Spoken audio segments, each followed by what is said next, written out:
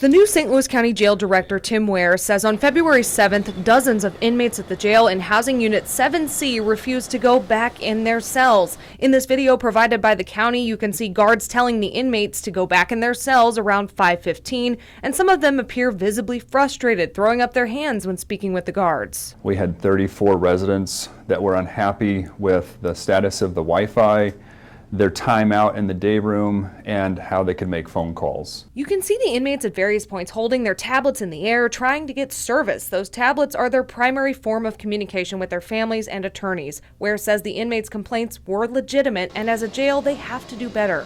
We have to do a better job here of providing them Wi-Fi, able them to use their tablets to communicate with their family and their attorneys, and allow them to be out of their cells more often. That's something we have to get done. Another 15 to 20 minutes go by, and after efforts to de-escalate the situation were unsuccessful, you'll see on the right side of the screen the corrections officers start leaving to come up with a new plan, and that's where things really escalate. Inmates start throwing furniture and pushing it across the room, piling it up to barricade the doors. One inmate is even seen throwing an object at the vending machine, startling another person standing next to it. And the final straw, this inmate throws a basketball at the camera, breaking it. But that's where our view stops. Now we have to rely on documents to figure out what happened next.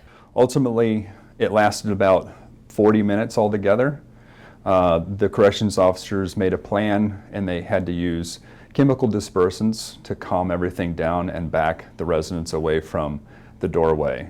After that was done, the floor was restored, security was restored in the floor, and our medical staff came to treat any injuries there were. An incident report provided with the video shows things weren't under control until 3 hours after the inmates first started refusing to go back in their cells.